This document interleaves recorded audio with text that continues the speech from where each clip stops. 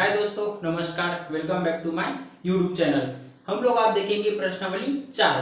आप लोग को कल बताए थे कि विभेदक क्या होता है, विभेदक क्या होता है और मूलों की प्रकृति क्या होता है। उसी को आज हम प्रश्नावली 4 में पढ़ेंगे। एक चीज और, ये वीडियो जो भी बच्चे देख रहे होंगे, आप लोग कक्षा 10वीं का गणित विषय का फ्री में पूरा कोचिंग, पूरा कोर्स आप लोग कर सकते हो। ठीक है, इस यूट्यूब चैनल के माध्यम से। लिंक मैं नीचे में दे दूंगा, आप लोग जाके देख लीजिए और वीडियो को सब्सक्राइब कर देना, शेयर कर देना, ताकि ज्यादा से ज्यादा बच्चे अच्छे नंबर ला सके। ठीक है, चलिए इसको स्टार्ट करते हैं। अब देखिए, अब हम लोग चालू करेंगे। ठीक है, पहले सवाल का दूसरे नंबर पे सवाल को, पहला बहुत ही आसान है, आप कर लीजिएगा। चलो दूसरा देखते हैं। जब भी आपका इस प्रकार के आपके पास सवाल आए तो आप पहले इसको समीकरण के रूप में बनाइए। ठीक है, सबसे पहले आप लिखोगे दिया है x - 1 और ये हो जाएगा आपका 2x - 1 बराबर में क्या आएगा 0। ठीक है, उसके बाद देखो ये अभी आपका समीकरण के रूप में नहीं है, तो ये पीछे की जो संख्या है उसको आप पहले x के साथ गुणा करोगे, फिर 1 के साथ, अर्थात 2 बार गुणा होगा। तो हम पहले x के साथ करेंगे 2x - 1 और ये फिर -1 और फिर इसके साथ करेंगे बराबर में 0। इतना समझ में आया जी। अब चलिए करते हैं। x का गुणा होगा x के घात 2 और ये सामने 2 एकम 2। ठीक है, ये हो जाएगा -x एकम x और ये माइनस प्लस का माइनस होता है, 2 एकम 2 x का x और ये माइनस माइनस का प्लस, ये माइनस और ये माइनस गुणा होकर क्या हो जाएगा प्लस, 1 एकम 1 बराबर 0। ठीक है, आगे देखो इसके घात के बराबर तो कुछ नहीं है, इसको पहले जैसे ही लिख दो। अब देखो ये भी माइनस है, ये भी माइनस है और x है, तो दोनों जुड़ जाएंगे तो कितना हो जाएगा 3x + 1 बराबर 0। अब ये आ गया आपका समीकरण के रूप में। फिर यहां लिख दीजिएगा समीकरण 2x के घात 2 माइनस 3x + 1 बराबर 0 की तुलना ax के घात 2 प्लस bx प्लस c बराबर 0 से करने पर। ठीक है, चलिए करते हैं। यहाँ पे ध्यान से देखिए, a का मान क्या निकलेगा यहाँ पर, e बराबर हो जाएगा आपका 2, b बराबर हो जाएगा आपका -3 और c बराबर हो जाएगा आपका 1। पता चल रहा है ना आपका। यहां देख लीजिए, x² की तुलना करोगे तो a का मान कितना निकलेगा 2, वैसे ही x की तुलना करोगे तो b का मान कितना निकलेगा -3 और यहाँ पे c का मान कितना निकलेगा जी 1। चलिए आगे करते हैं। तुलना तो कर लिया, अब क्या निकालने बोला है हमें, विभेदक। विभेदक क्या होता है आपका, d बराबर b के घात 2 माइनस 4ac। ठीक है, चलिए b का मान रखते हैं यहाँ पे। b का मान कितना है, ये आपका -3 के घात 2 -4। a का मान कितना है यहाँ पे 2, c का मान कितना है 1।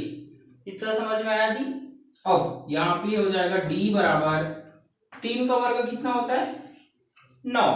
ठीक, माइनस का क्या हो जाता है प्लस, क्योंकि घात में क्या है सम संख्या। उसके बाद हो जाएगा -4 दूनी कितना होगा 8 और 8 एकम 8। तो यहाँ पे d का मान कितना प्राप्त हो जाएंगे आपके पास 1। इस प्रकार ये आपका विभेदक निकल गया। ठीक है, इतना समझ में आया। चलिए आगे सवालों को और करते हैं। दोस्तों अब हम लोग देखते हैं तीसरे नंबर का सवाल। ठीक है, यहाँ पे ध्यान से देखिए, आपका यहाँ पे x² है, x है, ये आपका c का मान है। सिंपल आप लोग इसको हल कीजिएगा जैसे बाकी सवालों को करते हैं। ठीक है, यहाँ पे क्या हो जाएगा, समीकरण करनी 3x के घात 2 प्लस 2 करनी 2 x माइनस 2 करनी 3 बराबर 0 की तुलना मानक वर्ग समीकरण ax के घात 2 प्लस bx प्लस c बराबर 0 से करने पर। ठीक है, इतना हम कई सवालों में कर चुके हैं। चले करते हैं। a का मान क्या आ जाएगा बताइए, करनी 3। b का मान हो जाएगा आपका 2 करनी 2 और यहाँ पे c का मान हो जाएगा माइनस 2 करनी 3। ठीक है, चलिए अब यहाँ पे मान रखते हैं। ये हो जाएगा आपका विभेदक क्या होता है, d बराबर b के घात 2 माइनस 4ac। चलिए b का मान रखो 2 करनी 2 के घात 2 माइनस 4 गुणी a का मान कितना है, करनी 3 और यहाँ पे c का मान कितना है, माइनस 2 करनी 3। ठीक है, इतना समझ में आया। अब यहाँ पे हो जाएगा d बराबर, इसको अलग अलग कर दो, ये हो जाएगा 2 के घात 2 और ये करनी 2 के घात 2 और ये हो जाएगा आपका माइनस 4। अच्छा, ये इसके साथ गुणा हो जाएगा। ठीक है जी, 4 दूनी कितना हो जाएगा यहाँ पे 8 और ये करनी इसके साथ गुणा हो जाएगा। तो आपको पता होगा कि करनी 3 और करनी 3 गुणा होता है तो आपके बचता क्या है, सिर्फ संख्या। और ये माइनस गुणा होके क्या हो जाएगा, प्लस। इतना समझ में आया। यहाँ पे उस सूत्र को लिख दीजिएगा, करनी 3 गुणित करनी 3। जब आपस में गुणा होते हैं तो आपका सिर्फ क्या बच जाता है, संख्या। इतना समझ में आया। चलिए थोड़ा सा बचा इधर करते हैं। देखिए यहाँ पे ये हो जाएगा आपका d बराबर 2 का वर्ग कितना होता है यहाँ पे 4 गुणित, इसको देखते रहना। ठीक है, 2 का वर्ग कितना होता है 4, यहाँ पे घात और करनी कट जाएगा, क्या बचेगा आपके पास, सिर्फ 2 और ये हो जाएगा 8 तिया 24। तो हो जाएगा d बराबर 4 दूनी कितना हो जाएगा जी 8 और ये हो जाएगा 24। तो 24 और 8 कितना हो जाएगा आपका 32।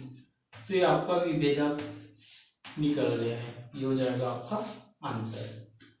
ठीक है, आगे देखते हैं चौथे नंबर का सवाल। ये भी आप बड़ा ही आसानी से कर लोगे। ठीक है, ये आपका ए है। ठीक है, चलिए इसको भी करते हैं हम लोग हल।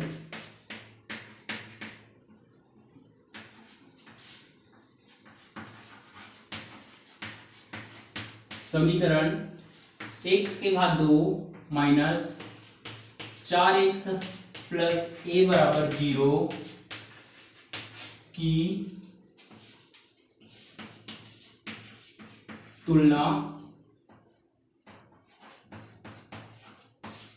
मानक वर्ग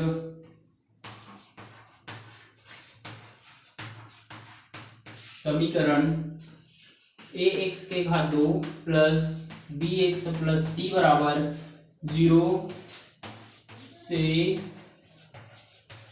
करने पर। ठीक है, चलिए करते हैं। यहाँ पे a का मान हो जाएगा यहाँ पे 1, इसके सामने कुछ नहीं है, मतलब क्या मान के चलेंगे 1। b का मान हो जाएगा आपका माइनस 4 और ये c का मान हो जाएगा आपका a। ठीक है, चलिए यहाँ पे अब क्या निकालेंगे आपको पता है, विभेदक। विभेदक क्या होता है विभेदक, d बराबर b के घात 2 माइनस 4ac। तो हो जाएगा d बराबर b का मान रखो माइनस 4 के घात 2 माइनस 4 गुणित a का मान कितना है जी यहाँ पे 1 और यहाँ पे c का मान कितना है 1। ठीक है, तो हो जाएगा डी बराबर, देखो 4 का वर्ग कितना होता है यहाँ पे 16। जब भी घात में सम संख्या हो तो आपका उत्तर हमेशा प्लस में आएगा।